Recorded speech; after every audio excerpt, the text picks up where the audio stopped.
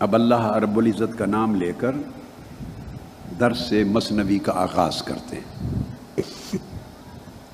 بسم اللہ الرحمن الرحیم۔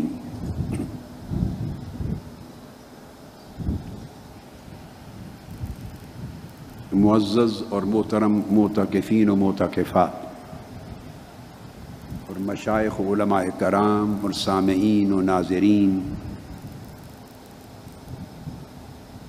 اور جملہ عالم کے محبین، حضور نبی اکرم صلی اللہ تعالی علیہ وآلہ وسلم، اہل بیت اطہار، صحابہ کرام اور اولیاء و صالحین اور عرفاء کاملین سے محبت کرنے والے معتقدین،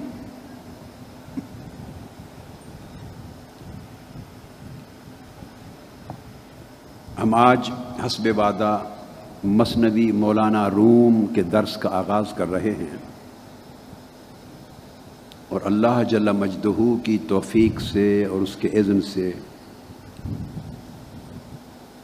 میرے دل میں خیال آیا اللہ کے اذن سے کہ درس مثنوی کے آغاز سے قبل تھوڑا سا ذکر صاحب مثنوی کا کر لیں، مولانا روم کا کچھ تذکرہ ہو جائے، ان کا تعارف آپ کو نصیب ہو جائے۔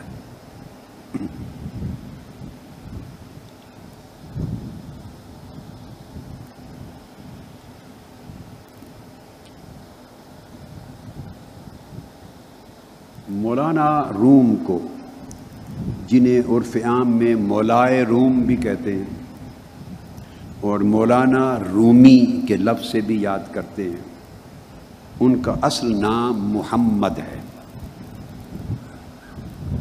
ان کا لقب جلال الدین ہے، نسباً سیدنا صدیق اکبر رضی اللہ تعالیٰ عنہ کی اولاد میں سے۔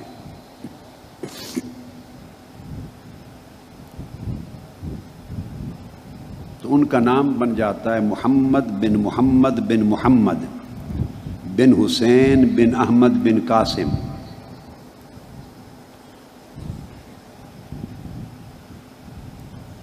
یہ پھر نسب سیدنا صدیق اکبر رضی اللہ تعالیٰ عنہ تک چلتا ہے۔ پورا نسب بھی میں پڑھ دوں: محمد بن محمد بن محمد بن حسین بن احمد بن قاسم بن مسیب بن عبداللہ بن عبد الرحمن بن ابی بکر الصدیق رضی اللہ تعالیٰ، یہ ان کا نسب ہے۔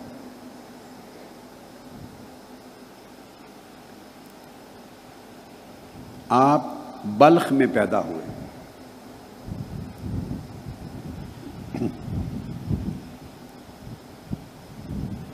بلخ میں جو سلطنت تھی یا جو پایہ تخت تھا بلخ، وہ خوارزمی جو بادشاہ تھے ان کے خاندان کا سلسلہ بادشاہت، اس کا یہ پایہ تخت تھا۔ آپ کے وقت سے بہت قبل محمد خوارزم شاہ، یہ جو حکمرانوں کا سلسلہ خوارزمیہ ہے، اس کا بہت بڑا فرما روا تھا، اور ایک ایسا وقت تھا کہ اس کا اقتدار تمام ایران پر، ماوراء النہر پر، اور ماوراء النہر میں یہ سینٹرل ایشین اسٹیٹس جو ہیں، وسطی ایشیا کے حصے آ جاتے ہیں، کاشغر تک، چائنا کا کاشغر اور عراق تک، یہ سارے علاقے اس کے زیر اثر تھے۔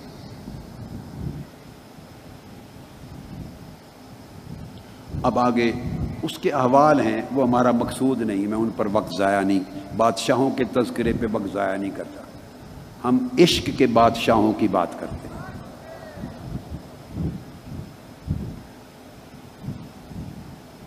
اس میں مولانا روم کی پیدائش ہوئی اس بلخ میں، جو بلخ آج افغانستان کا ایک اہم شہر ہے۔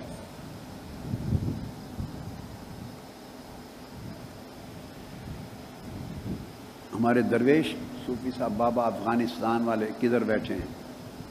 افغانستان کے جو ہمارے درویش صوفی بابا آتے ہیں معتکف، وہ سٹیج پر بیٹھا کرتے ہیں، ان کو دیکھیں بھئی، ان کو سٹیج پر بٹھائیں اور آئندہ ہر رات بٹھائیں۔ وہ مزار شریف اور بلخ اور افغانستان سے نمائندہ وفد آتا ہے مشائخ اور صوفیاء کا۔ مولانا روم کے والد گرامی، ان کا نام بہاؤالدین تھا، نام ان کا بھی محمد تھا اور لقب بہاؤالدین، یعنی محمد بہاؤالدین، جیسے مولانا روم کا نام محمد جلال الدین رومی۔ مولانا بہاؤالدین بہت بڑے عالم اور بہت بڑے عارف تھے، بہت بڑے عالم، بہت بڑے عارف، بہت بڑے صوفی۔ خراسان کا جو پورا صوبہ ہے ایران کا، اس کے دور دراز علاقوں تک سے فتوے ان کے ہاں آتے تھے۔ بلخ میں مولانا روم کے والد گرامی مولانا محمد بہاؤالدین کے پاس فتوے آتے تھے۔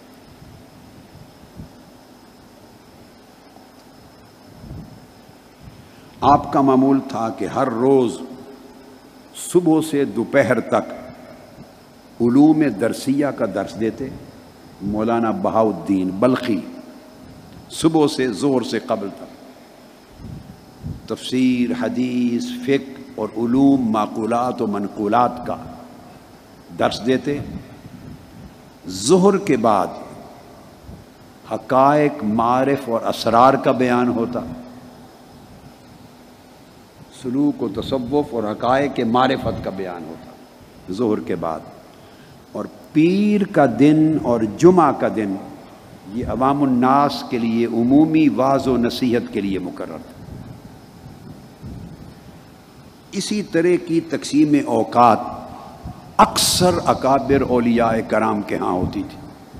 اسی طرح کا معمول حضور سیدنا غوث العظم، غوث الثقلین، سیدنا شیخ عبد القادر جیلانی رضی اللہ تعالیٰ عنہ کا تھا۔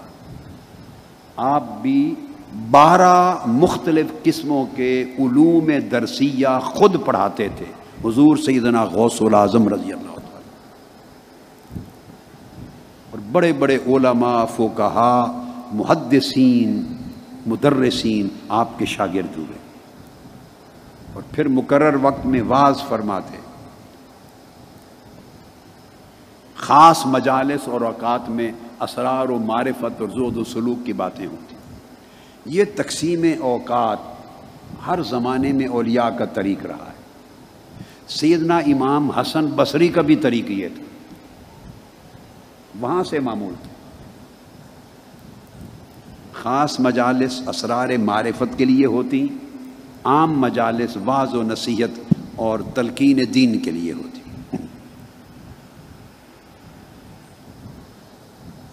جب مولانا بہاؤالدین بلخی کا دور تھا، مولانا روم کے والد گرامی کا، اسی زمانے میں امام فخر الدین رازی حیات تھے۔ اس وقت بھی جو حکمران تھا بلخ کا وہ خوارزم شاہ تھا۔ وہ کبھی کبھی مولانا روم کے والد گرامی کی خدمت میں بغرض زیارت اور اکتساب فیض آپ کی مجلس اور صحبت میں بیٹھنے کے لیے آتا تھا۔ تو خوارزم شاہ آپ کی خدمت میں آ کے بیٹھتا، اور جب آتا تو اکثر و بیشتر امام فخر الدین رازی جو صاحب تفسیر کبیر ہیں وہ بھی خوارزم شاہ کے ساتھ ہوتے، اور مولانا بہاؤالدین بلخی کی مجلس میں حاضر ہوتے امام فخر الدین رازی۔ پھر دوسری طرف یہی زمانہ حضرت نجم الدین کبریٰ کا تھا، اکابر اولیاء کا زمانہ۔ تو خوارزم شاہ کو آپ سے خاص عقیدت تھی۔ ایک دن یہ بادشاہ خوارزم شاہ حضرت مولانا بہاؤالدین محمد بہاؤالدین بلخی کی خدمت میں حاضر ہوا تو دیکھا کہ آپ کی مجلس میں ہزاروں لوگوں کا ہجوم ہے، سمندر ہے لوگوں کا، آپ کا درس سن رہے ہیں۔ اتنا بڑا اجتماع دیکھ کر اس کو گھبراہٹ پیدا ہو گئی اپنے اندر، جو حکمران اور سلاطین ہوتے ہیں اور جو سیاسی فرما روا ہوتے ہیں سلطنت کے ریاستوں کے ادھر بٹھائیں.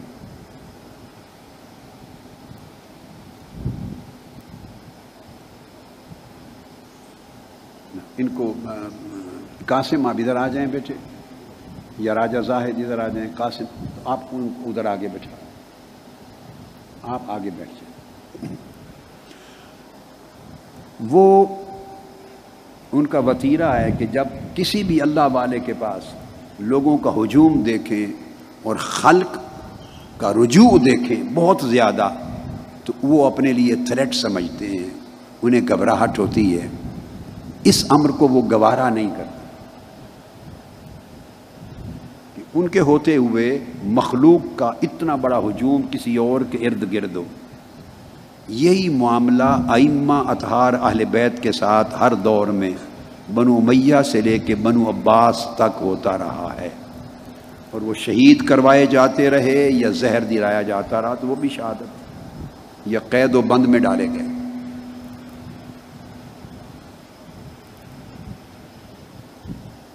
جب اس نے دیکھا تو وہ بڑا بے اطمینان ہوا, بڑا پریشان ہوا, گھبراہٹ ہوئی. یہ وہی گھبراہٹ ہے جو مامون الرشید کو ہوئی تھی حضرت امام علی رضا کے ارد گرد خلق خدا کا ہجوم دیکھ کر. یہ وہی گھبراہٹ ہے جو ہندوستان میں جہانگیر کو ہوئی تھی حضرت مجدد الفسانی کے ارد گرد ہجوم دیکھ کر, خلق خدا کا رجوع دیکھ کر. وہ قابو سے باہر ہو گیا. خوارزم شاہ جو عقیدت مند, جو زیارت کے لیے آنے والا, مجلس میں بیٹھنے والا, آپ سے استفادہ علم کا کرنے والا, نصیحت لینے والا,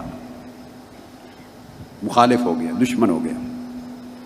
اب اس نے حکمتاً یہ کیا کہ اپنا جو سرکاری شاہی خزانہ تھا اس کی چابیوں کا گچھا کسی آدمی کے ہاتھ حضرت مولانا محمد بہاؤالدین بلخی کے ہاتھ بھیج دی. ان کے پاس ایک بندے کو دیا چابیوں کا گچھا, یہ شاہی خزانے کی چابیاں تھیں, اور کہا کہ جا کے دے دو حضرت بہاؤالدین بلخی کو, اور پیغام یہ پہنچا دو کہ اب میری سلطنت میں سوائے ان چابیوں کے اور میرے پاس کچھ نہیں رہ گیا.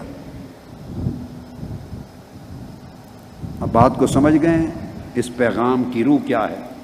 میسج یہ دے بھیجا کہ آپ اب میری سلطنت میں میرے لیے تھریٹ ہو گئے ہیں, خوف ہو گئے ہیں میرے لیے. تو میں بادشاہ ہوں, سلطان ہوں, مخلوق خدا کا ہجوم تو میرے ارد گرد رہنا چاہیے. اب مخلوق خدا آپ کی طرف جا رہی ہے تو یہ خزانے کی چابیاں رہ گئی ہیں, یہ بھی لے لو. سلطنت تو آپ لے گئے, یہ میسج تھا.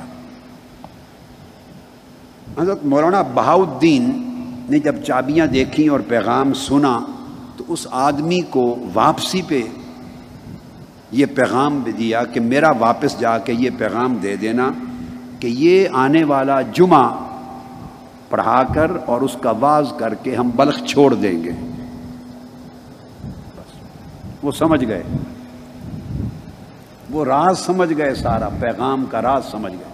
آپ نے فرمایا کہ جا کے بادشاہ کو پیغام دے دینا کہ ہم تیاری کرتے ہیں یہ جمعہ پڑھ کر اور جمعہ کا واعظ کر کے ہم بلخ چھوڑ دیں گے. بس نماز جمعہ ہوئی, اس کا واعظ ہوا اور آپ چل پڑے. جب حضرت بہاؤالدین بلخی روانہ ہوئے تو بلخ اور افغانستان کے گرد و نواح کے 300 مشائخ اولیاء اور صوفیاء آپ کے ساتھ ہم رکاب ہو کر چل پڑے. بڑے بڑے اکابر مشائخ اور علماء اور صوفیاء 300 صرف آپ کے اس وفد میں تھے, اور باقی اور لوگ مریدین, معتقدین, متوسلین, تلامذہ سارے تھے. مشائخ اور صوفیاء 300 چل پڑے. خوارزم شاہ کو خبر ہوئی, وہ بڑا پچھتایا. پھر وہ پیچھے دوڑا, سفر میں جا کے ملا, مینت سماجت کی, جو کچھ ہو سکا, لیکن حضرت بہاؤالدین بلخی نے کہا کہ نہیں، اب پلٹ کے بلخ نہیں آئیں گے، ختم ہو گئے، وہ واپس نہیں گئے۔ خیر پچھتاوا رہ گیا اس کا۔ جہاں جہاں سے آپ کا گزر ہوتا، علاقے کے عمراء، رؤساء اور مشائخ سب زیارت کے لیے حاضر ہوتے۔ 610 ہجری میں حضرت بہاؤالدین بلخی نیشا پور پہنچے، 610 ہجری میں جب نیشا پور پہنچے اور آپ نے بلخ کو چھوڑا تو مولانا روم کی عمر اس وقت کوئی 4 سال کے قریب تھی۔ حضرت مولانا روم کوئی 4 سال کے بچے تھے اس وقت۔ نیشا پور پہنچے، بعض کتب میں آیا ہے کہ آپ کی عمر 5 سے 6 سال تھی، 4 سال سے 6 سال کی عمر تھی آپ کی جب آپ وہاں سے روانہ ہوئے۔ نیشا پور جب پہنچے تو حضرت خواجہ فرید الدین عطار صاحب تذکرۃ الاولیاء آپ کی خدمت میں حاضری کے لیے آئے، زیارت کے لیے آئے۔ یہ مولانا روم کے والد گرامی کا تذکرہ کر رہے ہیں، حضرت بہاؤالدین بلخی۔ حضرت خواجہ بہاؤالدین بلخی سے آ کے ملے اور 5-6 سال کی عمر کا بچہ جو بعد میں مولانا روم بنا، اس کو دیکھ کر ان کے ماتھے پہ چمکتا ہوا ستارہ دیکھا، روحانی بخت کا ستارہ، اور حضرت بہاؤالدین بلخی سے کہا، حضرت خواجہ فرید الدین عطار نے فرمایا یہ بڑا جوہر قابل ہے، اس کی حفاظت اور پرورش سے حضرت غفلت نہ کرنا، اس کی پرورش کرنا۔ خواجہ فرید الدین عطار نے اپنی ایک مثنوی لکھی تھی، اس کا نام تھا اسرار نامہ، تو اپنی مثنوی اسرار نامہ کا ایک نسخہ آپ کو پیش کیا۔ اس کے بعد آپ پھر نیشا پور سے آگے چل پڑے۔ الغرض مختلف جگہوں پر ہوتے ہوتے آپ آگے پہنچے۔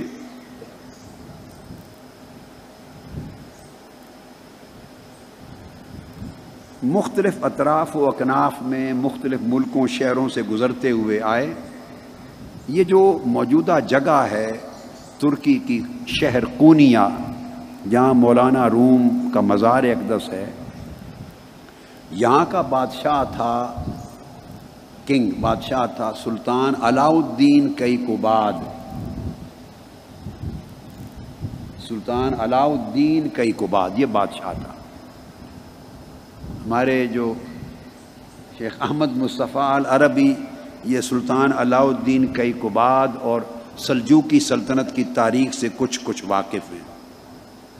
یہ چھوٹے احمد مصطفیٰ العربی اور شیخ حماد مصطفیٰ المدنی تو خیر واقف ہے ہی، اس لیے میں نے ادھر توجہ کی تاکہ وہ انجوائے کرے کہ میں اس سبجیکٹ کو لے رہا ہوں۔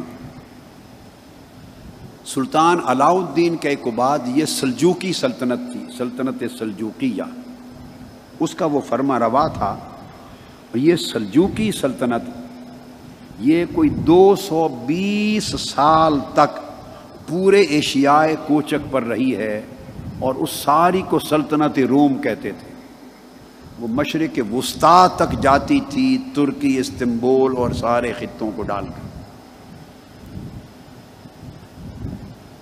وہ اس وقت حکمران تھا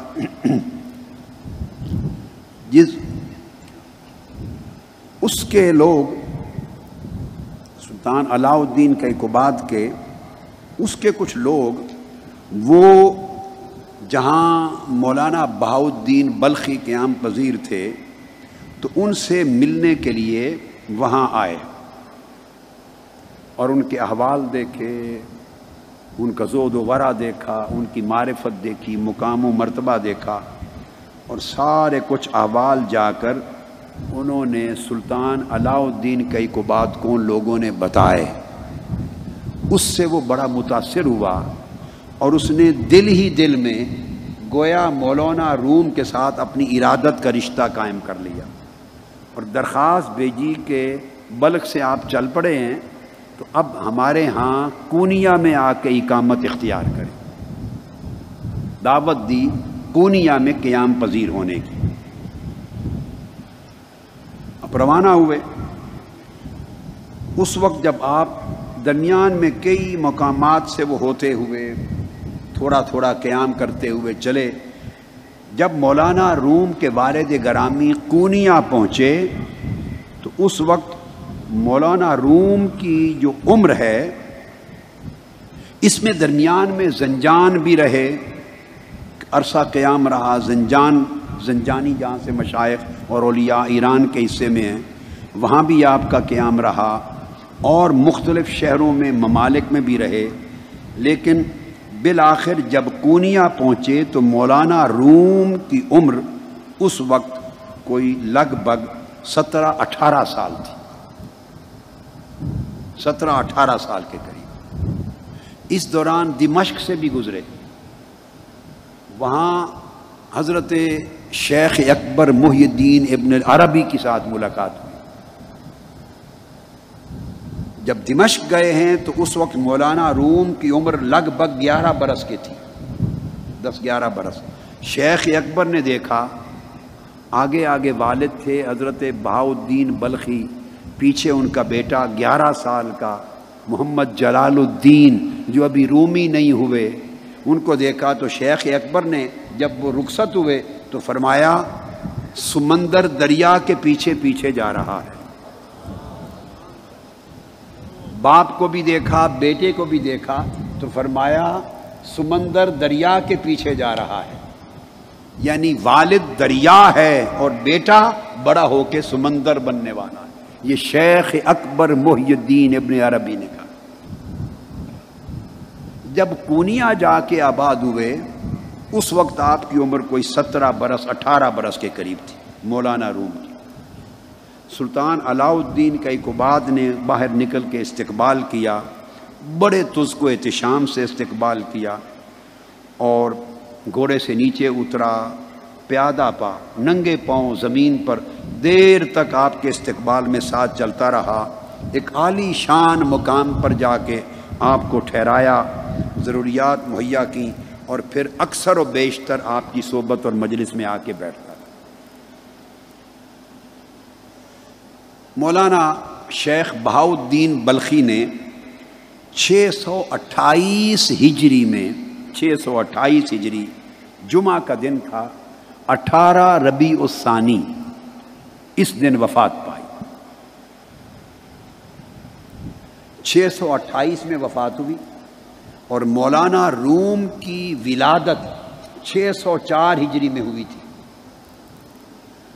تو 604 ہجری میں ولادت ہے، اور جب والد گرامی حضرت بہاؤالدین بلخی کا وصال ہوا تو مولانا روم کی عمر گویا اس وقت 24 سال تھی. 24 سال عمر تھی. ابتدائی تعلیم حضرت بہاؤالدین بلخی نے خود دی اپنے بیٹے کو. پھر آپ کے تلامذہ اور مریدین میں سے ہی ایک بڑے نامور عالم تھے حضرت برہان الدین محقق، ان کے سپرد کیا. بہت بڑے نامور عالم تھے. انہوں نے تربیت بھی دی، اتالیق مقرر کیا، استاد مقرر کیا، اور علوم و فنون تمام معقولات و منقولات اکثر و بیشتر ان سے پڑھے.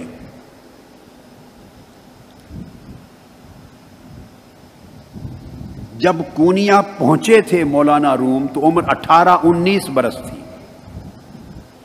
24 برس کی عمر میں والد گرامی کا وصال ہو گیا. علوم پڑھ کے تو پھر آپ والد گرامی کے وصال کے دوسرے سال 629 میں جب آپ کی عمر مولانا روم کی 25 برس ہوئی تو علوم اور فنون کی تکمیل کے لیے پلٹ کے پھر ملک شام چلے گئے. شام زیادہ تر قیام علوم کی تکمیل میں آپ نے دمشق اور حلب 2 جگہوں پر رکھا. اب وہاں مدارس کے نام ہیں اور اساتذہ کے نام ہیں، وہ تفصیلات. زیادہ قیام علوم اور فنون کی تکمیل میں آپ کا دمشق اور حلب میں رہا. بڑے بڑے اکابر علماء تھے، مدرس تھے، کمال الدین حلبی اور اکابر، عمر بن احمد بن ہبۃ اللہ، اور بڑے بڑے محدث، بڑے بڑے حفاظ حدیث کے، مؤرخ، فقیہ، مفتی، اور بڑے بڑے فقہا اور بڑے بڑے ادیب اور عالم اور مفسر آپ کے اساتذہ تھے۔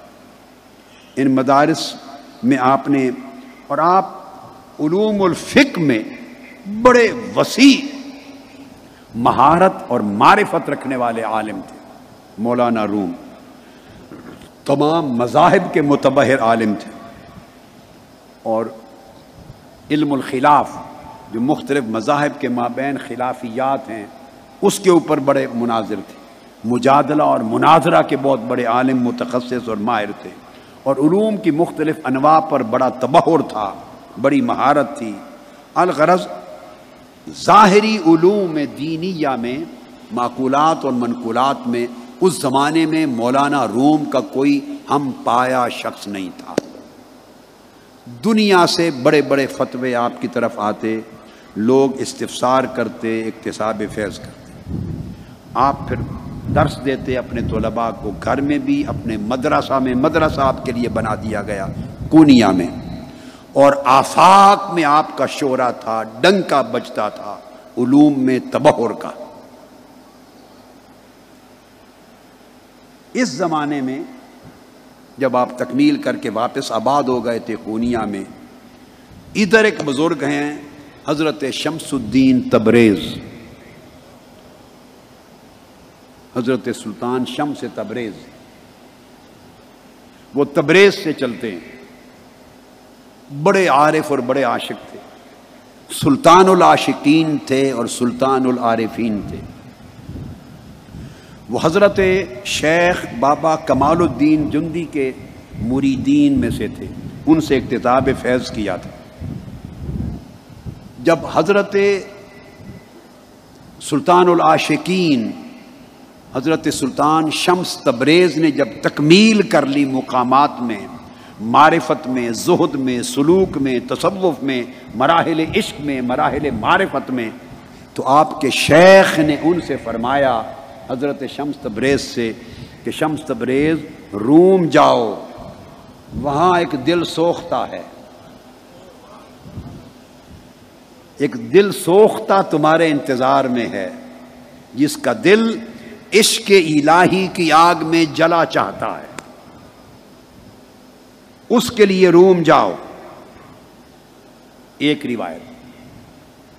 دوسری روایت میں یہ آتا ہے کہ آپ نے دعا کی ایک رات اپنے مراقبے کے بعد حضرت شمس تبریز میں کہ مولا مجھے کوئی ایک شخص عطا کر دے جو میری صحبت اور میری توجہ کا متحمل ہو سکے، میری صحبت کا فیض سنبھال سکے، جو کچھ میں دینا چاہتا ہوں وہ لے سکے اور سنبھال سکے، ایک شخص دے دے۔ تو آپ کو اشارہ ہوا کہ پھر کونیا جاؤ، وہاں جلال الدین رومی نام نہیں مگر وہاں ایک شخص تمہاری انتظار میں، وہ تمہاری صحبت اور تمہاری توجہ اور تمہارے فیض کا بوجھ اٹھا لے گا اور سنبھال لے گا۔ اب آپ کے احوال اور تراجم کی کتب میں آیا ہے کہ جب حضرت سلطان شمس تبریز کونیا پہنچے تو پہلے ایک کاروان سرائے میں پہنچے۔ مختلف روایات ہیں، پہلی ملاقات ہوئی یا دوسری ملاقات تھی۔ ایک روایت کے مطابق آپ جب پہنچے تو مولانا روم کا شہرہ تھا، بڑی شہرت تھی، تمکنت تھی، بڑا وجاہت تھی، بڑا وقار تھا، بڑا نام تھا، اور مرجع خلائق تھے آپ، اور علماء اور فقہا رجوع کرتے تھے۔ تو حضرت شمس تبریز بھی سن کر ان سے ملنے کے لیے کونیا گئے، چونکہ وہ اس مرد کی تلاش میں تھے جس نے آپ کے فیضان صحبت کو حاصل کرنا اور اس کا متحمل ہونا تھا۔ آپ کے گھر پہنچے، ایک روایت کے مطابق جب گھر پہنچے تو مولانا روم اپنے طلباء کو سب اسباق پڑھا رہے تھے، گھر میں اسباق پڑھا رہے تھے، اور ارد گرد کتابوں کا ڈھیر تھا، کتابیں لگی تھیں۔ حضرت سلطان شمس تبریز نے آ کے کھڑے ہو کے دیکھ لیا، وہ پیری مریدی نہیں کرتے تھے حضرت سلطان شمس تبریز، بس تاجروں کے روپ میں سفر کرتے تھے، سیاحت کرتے تھے، اور ایک شخص کی تلاش میں تھے جسے اپنا فیض منتقل کر سکے۔ روایتی سلسلہ ان کا نہیں تھا۔ آپ نے کتابوں کا ڈھیر دیکھا تو ان سے پوچھا این چیز یہ کیا ہے، یہ کیا ہے؟ مولانا روم نے جواب دیا آ چیز اس کہ تو نہ جانے، یہ وہ چیز ہے اے درویش کہ تو نہیں جانتا اسے، یہ وہ چیز ہے کہ اسے تو نہیں جانتا۔ اس روایت کے مطابق جو الجواہر المدیہ کتاب ہے احناف کے علماء اور فقہا کے طبقات پر، اس کی روایت کے مطابق جب آپ نے کہا کہ یہ وہ شے ہے جو آپ نہیں جانتے تو اس وقت ہی کتابوں کو آگ لگ گئی، کتابوں کو آگ لگ گئی۔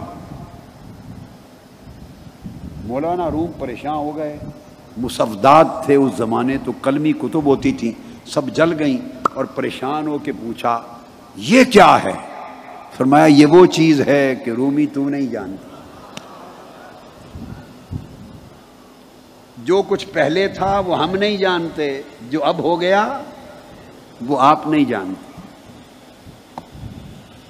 کتابیں تو مولانا روم کی درخواست پر حضرت سلطان شمس تبریز نے واپس پلٹا دی، مگر مولانا روم کے دل میں آگ لگ گئی، عشق کی آگ بھڑک اٹھی۔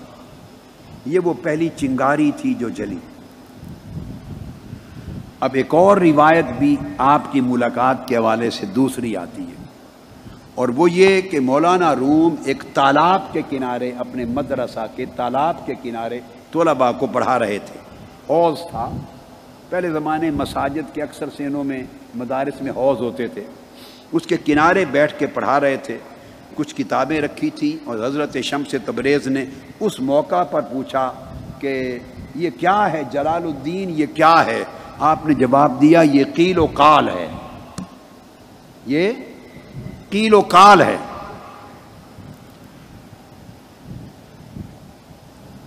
مولانا روم اٹھے، حضرت سلطان شمس تبریز نے ساری کتابیں اٹھا کے اس تالاب میں پھینک دی، پانی میں۔ نسخے تھے، مصودات تھے، سیاہی پانی میں گل گئی۔ مولانا روم کو خبر ہوئی، پلٹ کر آئے، طلباء چیخے، بڑا ہنگامہ کھڑا ہوا۔ مولانا روم نے ضبط کر کے پوچھا یہ کیا ہے؟ فرمایا حضرت سلطان شمس تبریز نے وہ قیل و قال تھا، یہ عالم حال ہے۔ پوچھا یہ کیا ہے؟ فرمایا عالم حال ہے۔ یہاں سے مولانا روم حال کی دنیا میں داخل ہو گئے، حال کی دنیا میں داخل ہو گئے۔ اور آپ نے کہا یہ کتابیں تو نایاب تھی، فرمایا گھبراتے کیوں ہو؟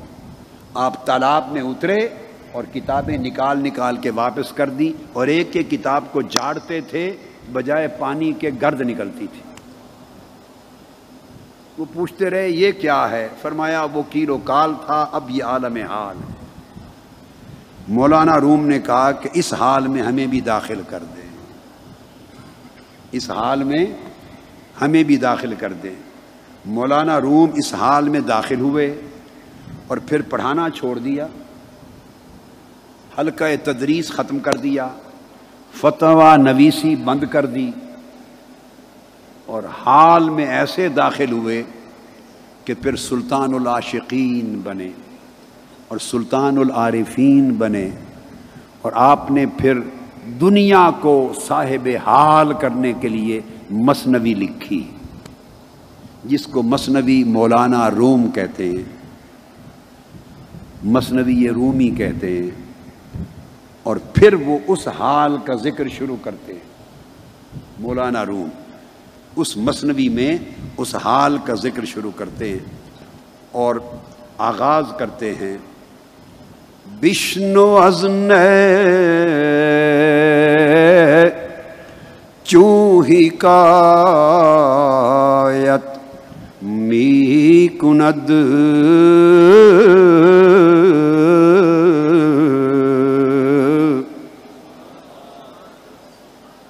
विष्णु अज़ ने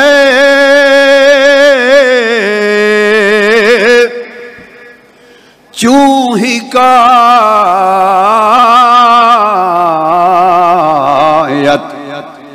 मी कुनद वज़ जुदाई हाशिकायत मी कुनद।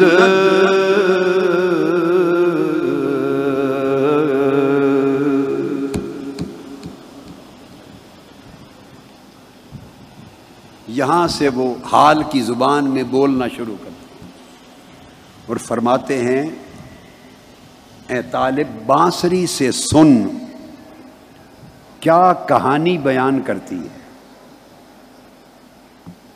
बांसुरी से सुन क्या कहानी बयान करती है और किन किन जुदाइयों की क्या शिकायत करती है। हाय हाय, ये नहीं कहा कि जुदाई की शिकायत बयान करती है, नहीं, वज़ जुदाई हा, कितनी जुदाइयों की शिकायत बयान करती है।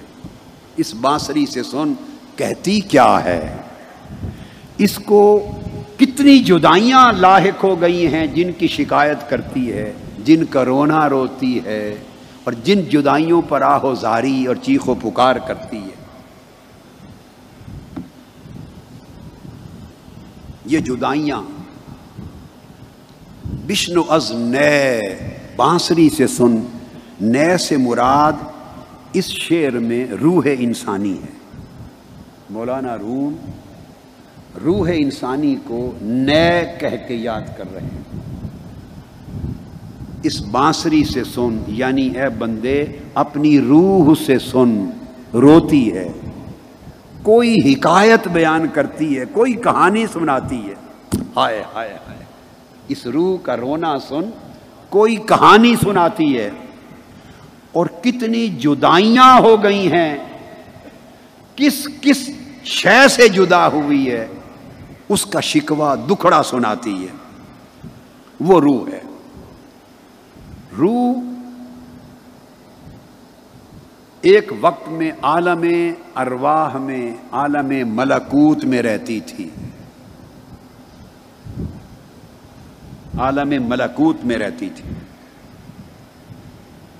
आलमे मलकूत, इसे आलमे अरवाह भी कहते हैं।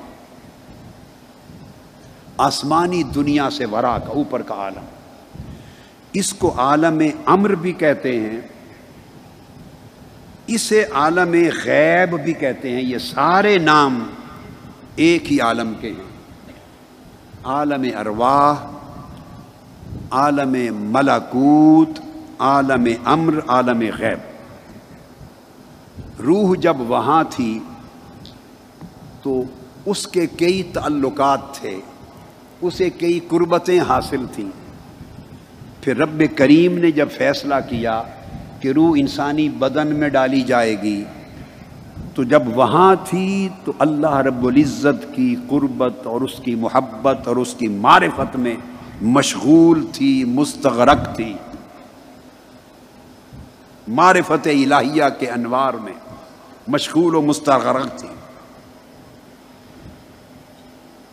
और फिर इसी आलम मलकूत को समझा दूं, वहाँ से जब जुदा करके बदन इंसानी में डाल दिया गया तो वज़ जुदाई हा, उसकी कई जुदाइयाँ हुई।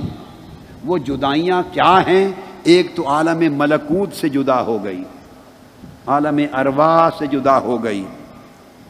फिर आलम अरवाह के साथ जहाँ आलम मलकूत ख़त्म होता है, उसके साथ एक और आलम जुड़ा हुआ है ऊपर, उसको आलम जबरूत कहते हैं। वो आलम जबरूत मलकूत के पड़ोस में है ऊपर। उस आलम जबरूत में अस्माए इलाहिया की तजल्लियात थी। उस आलम जबरूत में सिफात इलाहिया की तजल्लियात थी। उसको आलम जमा भी कहते हैं। और अस्माई सिफाती अनवार व तजल्लियात से وہ عالم روشن رہتا تھا. عالم ملکوت میں رہتے ہوئے اسے عالم جبروت کا پڑوس میسر تھا، نیبرہڈ میسر تھی.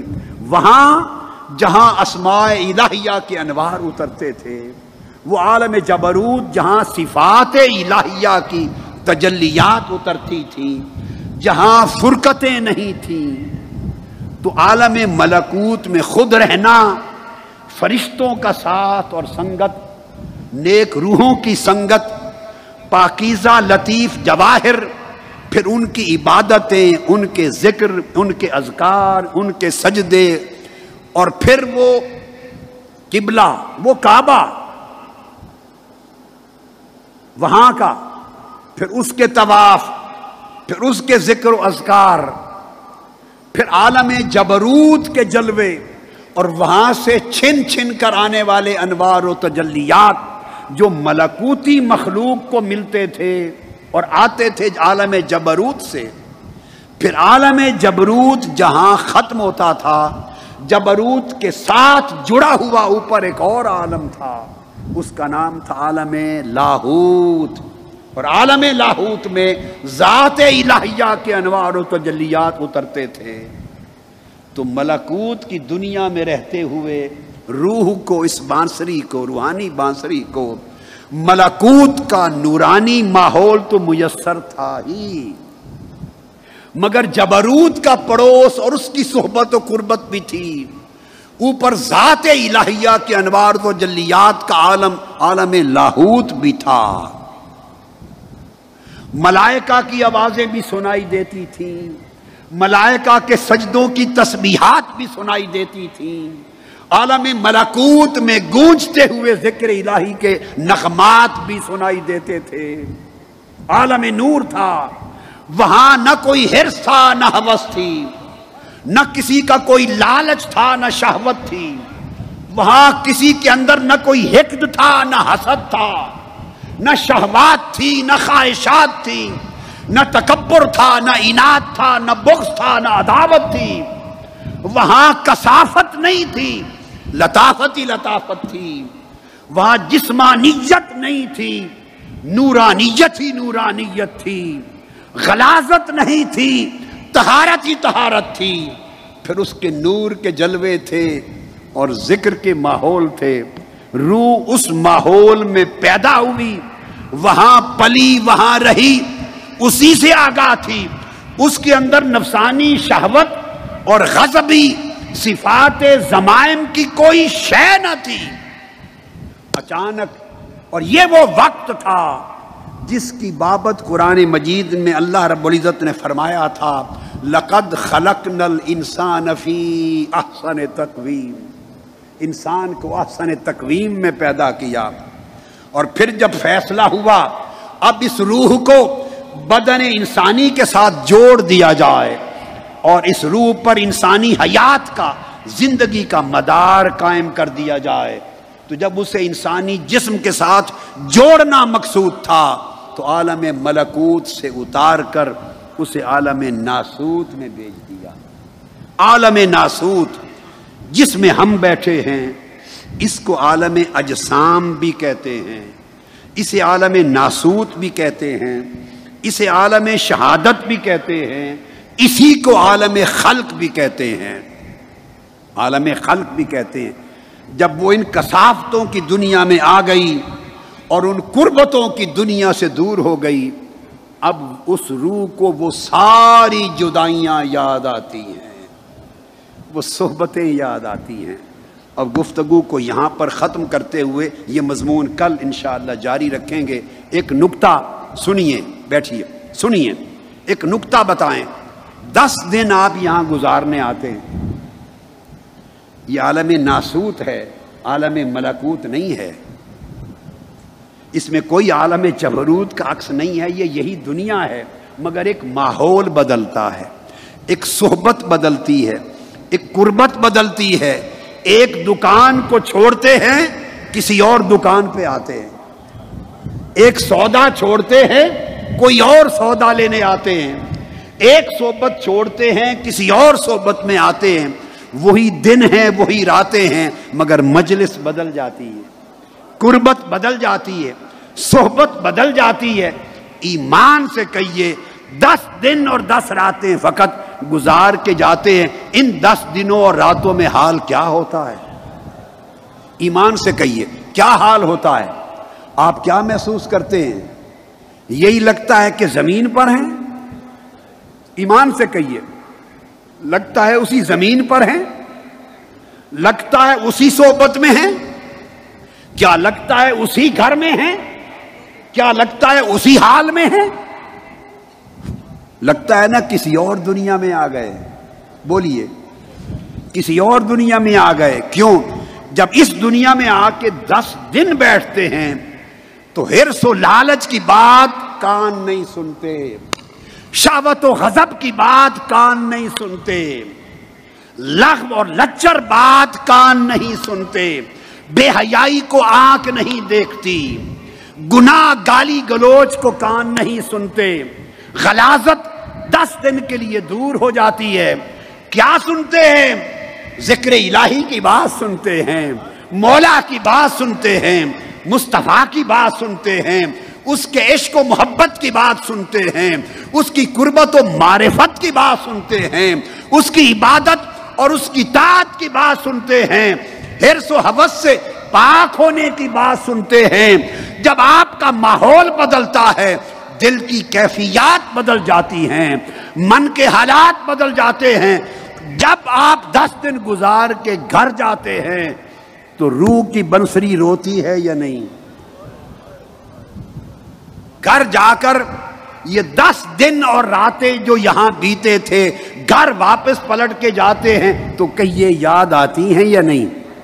پیچھے تک کہیے یاد آتی ہیں یا نہیں؟ آتی ہیں۔ فرق لگتا ہے، حال بدل جاتا ہے، ظاہر و باطن میں تغیر انقلاب آ جاتا ہے۔ جب آپ اداس ہوتے ہیں 10 دن گزارے ہوئے یاد آتے ہیں، اس روح سے پوچھے جو لاکھوں برس گزار کے آئی ہے، عشق الہی کے سمندروں میں غوطہ زن تھی، قربت الہیہ کے سمندروں میں روحیں غوطہ زن تھی، اس کے انوار و تجلیات کے ساتھ علاقہ تھا، طہارت کے ساتھ علاقہ تھا، عبادت کے ساتھ تعلق تھا۔ اس کی ندا آتی تھی میرے بندو، ملائکہ جواب دیتے تھے ربی، ہر فرشتہ بولتا تھا ربی، صبح و شام یہی تانتا بندھا رہتا تھا، یہی تعلق جڑا رہتا تھا، یہی ربط نور تھا، نہ جسم تھا نہ جسمانیت تھی، نہ کوئی کثافت تھی نہ کوئی گناہ تھا۔ جب وہ روح اس ماحول کو چھوڑ کے اس بدن میں آئی تو بدن میں آ کے جب ادھر ادھر دیکھا، کہیں حرص کی بات ہو رہی ہے، کہیں لالچ کی بات ہو رہی ہے، کہیں تکبر کی بات ہو رہی ہے، کہیں رعونت کی بات ہو رہی ہے، کہیں شہوت کی بات ہو رہی ہے، کہیں حقد و حسد دیکھ رہی ہے روح، کہیں دنیا کے مناصب کی طرف دیکھ رہی ہے، کہیں دھوکہ بازی دیکھ رہی ہے، کہیں دجل و فریب دیکھ رہی ہے۔ روح جب تن میں آ کر ادھر ادھر دیکھتی ہے تو اسے اپنے دیس کا کچھ بھی نظر نہیں آتا، اپنے دیس کا کچھ بھی نظر نہیں آتا۔ وہ دائیں بائیں دیکھتی اور تڑپتی ہے، روح تڑپتی اور روتی ہے، اور رو کر وہ کیا کہتی ہے؟ بقول اکبر الہ آبادی، بطور اکبر الہ آبادی، اکبر الہ آبادی نے کہا تھا کچھ نہ پوچھ اے ہم نشین، ہائے ہائے کچھ نہ پوچھ اے ہم نشین، میرا نشے من تھا کہاں، کچھ نہ پوچھ اے ہم نشین، میرا نشے من تھا کہاں، اب تو یہ کہنا بھی مشکل ہے وہ گلشن تھا کہاں، اب تو یہ کہنا بھی مشکل ہے کہ وہ گلشن تھا کہاں۔ اب تو اسے یہ بھی یاد نہیں وہ دیس کی گلیاں کیسی تھیں۔ وہ بہت سی جدائیوں کو روح دیکھ کر تڑپتی ہے، اس کے تڑپنے کو آغاز کرتے ہیں مولانا روم کہ اس روح کی سن کیا شکایت کرتی ہے، کن جدائیوں کا تذکرہ کرتی ہے۔ بشنو ازن ہے چوں حکایت می کند وز جدائی ہا شکایت می کند. یہ آج میں نے ابتدا کر دی درس مثنوی کی. اس مضمون کو کل جاری رکھیں گے اور آگے چلتے رہیں گے. والسلام علیکم ورحمۃ اللہ وبرکاتہ.